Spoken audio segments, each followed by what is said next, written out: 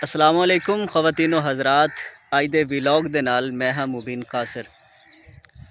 पिछली वीडियो दे विच मैं गल कीती सैलाब ज़िदगान दे मुतल्लक ते कुछ लोगों के कमेंट्स आ रहा है कि ये लोग जो दरिया दा इलाका है, दरिया दे पेट जिहड़े लोग बैठे होंदे ने, ये उत्थे आबादियां क्यों बनाते हैं, ये उत्थे बंद ही क्यों ने, इन्हां दी की मजबूरी होंदी है।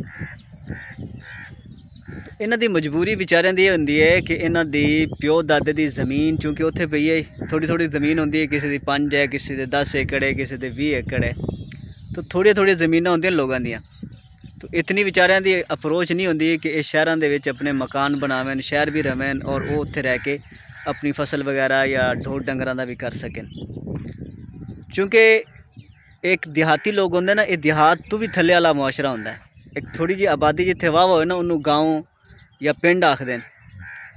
लेकिन जड़ियाँ आबादियाँ छोटियां छोटियां होंदियां ना दरिया दे विच, उन्होंने छोटी छोटी भैनियाँ आखदे न। तो ये जेह्ड़े भैनियां दे लोग बैठे होंदे ना, ये एक एक दो दो घर होंदे न, बस 2 भरा बैठे न, 2-4 भरा विच नाल होर रल के बैठे न, बस इन्ना इन्ना होंदा है। तो ये बेचारे कोई शौक नाल ही बैठे, बामरे मजबूरी बैठे होंदे न, इन्हां दी मजबूरी है। और फिर मजबूरी जो दरिया दी है, दरिया दी अपनी मजबूरी है। और दरिया की मजबूरी ये बनी कि इन्होंने लोगों ने जो रिहाइश इस जगह पर आते की ना, ज़मीनों आबाद करके भर्तियाँ पा के लेवल वगैरह करके, तो अगे फाटा होंदियां या नले होंदे जेडे बजुर्ग आखते हैं कि नले होंदे कि इत्थों नला निकला, एक अगले को 10-15 मुरबियां तो निकला, इस तरह नले होंदे है। तो वो नले तो लोगों ने बंद कर दिते, उन्होंने लेवल कर लिया, उन्होंने आबाद कर लिया, अपनी खेतीबाड़ी करन लग पे। तो वो जो नलियां च पानी गुजरता, जो उन्होंने राह बंद होया तो फिर वो पानी किसी न किसी पासे तो जाना है ना, दरिया में तो जाना ही है। लेकिन जो नले बंद होने का नुकसान है, वो जड़ियाँ आबादियाँ ही ना, जड़ियाँ थोड़ी हटियाँ आबादियाँ या 5-4 किलोमीटर तक या 10 किलोमीटर तक भी पानी मार करता पिया। बल्कि जिस जगह पर मैं खलोता ना, दरिया सतलुज, ये तकरीबन 20 किलोमीटर दोवां पासे मार करता पिया। दोवां पासे तकरीबन 20 किलोमीटर ये पानी पहुँच चुका है और अपनी तबाहियाँ मचा चुका है। तो ये जेडे बेचारे इत्थे बैठे ना, ये हमारे मजबूरी बैठे होंदे न। और जदों ये निकले पानी आया तो फिर जो निकलते हैं तो इवें होंदा है कि अपना जो ज़रूरत का थोड़ा बहुत समान होंदा है ना, वो बेचारे चाह सकते हैं। ज़्यादा इन्हां कोल समान भी नहीं चाह जाता, डंगर कड़ लै, कोई थोड़ा बहुत होर चाह लिया, बाकी समान इन्हां दा रह जाता है।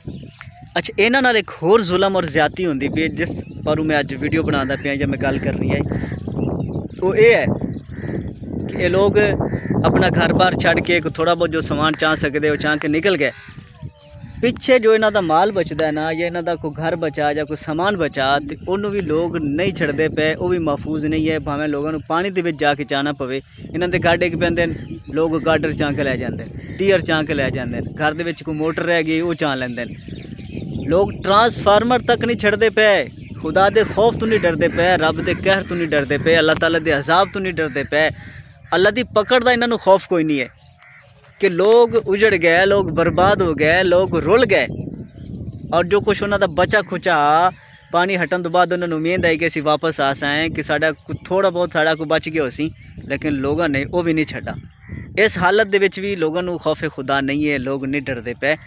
ये बहुत वड्डी ज़्यादती है, बहुत वड्डा जुल्म होंदा पिया कि जेडे लोग इस तरह के हथकंडियां ते आ गए, इस तरह की हरकतां करते पे ना, उन्होंने होश का नाखा लेना चाहिए, खौफ खुदा उन्होंने अपने अंदर पैदा करना चाहिए, रब के अजाब तो डरना चाहिए, रब की पकड़ तो डरना चाहिए। कि लोग पहले तो कुछ शौक नाल तो छड़ के गया नहीं है, उजड़ गए बेचारे, घर बार डिग पे, रुड़ गए, ढोर डंगर गिना दे रुड़ गए, दाने खराब हो गए लोगों के, जानवरों का चारा तक न रिया, भों लुड़ गया लोगों का। लोग अपने बच्चे मसे बचा के, अपनी जाना बचा के निकले, और जो कुछ पीछे बचा हा वो उन्होंने भी लोग नहीं छड़ते पे, वो भी महफूज नहीं है।